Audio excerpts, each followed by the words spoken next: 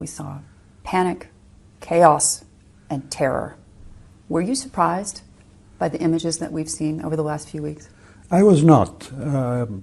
When Mr. Trump made the deal with the Taliban before he left office, it was inevitable that the government would lose its legitimacy, because he was the closest ally of that government talking to the government's enemy. So it was inevitable that the Taliban had been selected by the United States to be the successor to this government. What did surprise me, though, was the way that the withdrawal took place.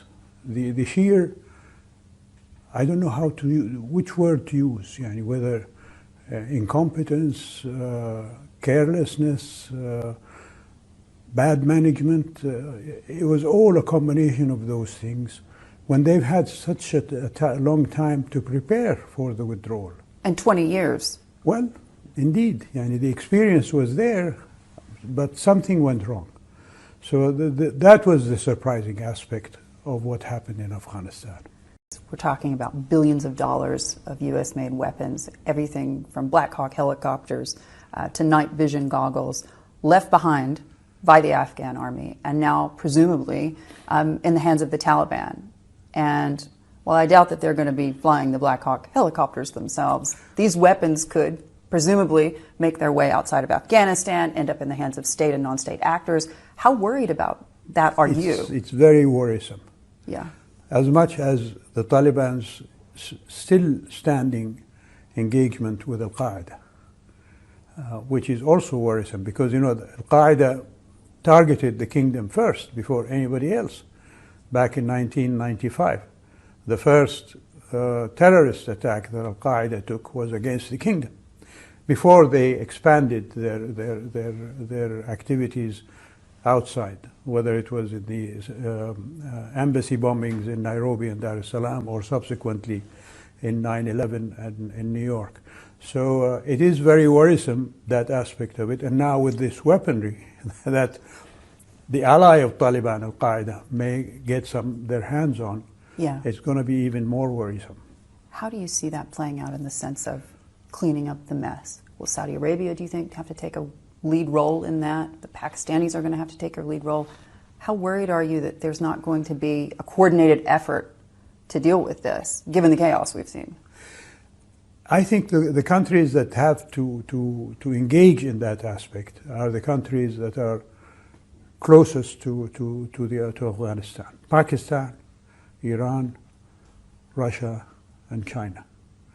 They're the ones now who are still represented in Afghanistan.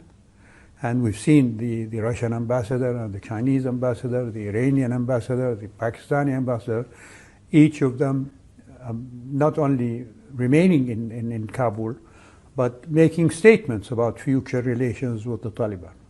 What I found most interesting in these statements is that all four countries have said that they await the conduct of the Taliban before they take any serious decisions about engagement with the Taliban.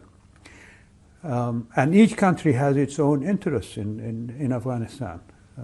Before the fall of the government, when the Taliban were closing in to Kabul, there was a statement from an Iranian spokesman who said that, I think it was Zarif, actually, the former foreign minister, who said, well, we'll be happy to send the Afghan militias from Syria to help the government against the Taliban. That was, of course, the then government of Kabul protested that this was interference. Ashraf Ghani's government. Yes. So it shows you that Iran has some influence, at least, in there.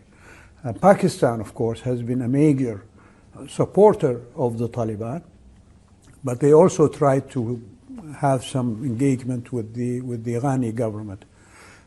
That did not go far. Mm-hmm. China received a representative of the Taliban before the fall of Kabul, as did Moscow.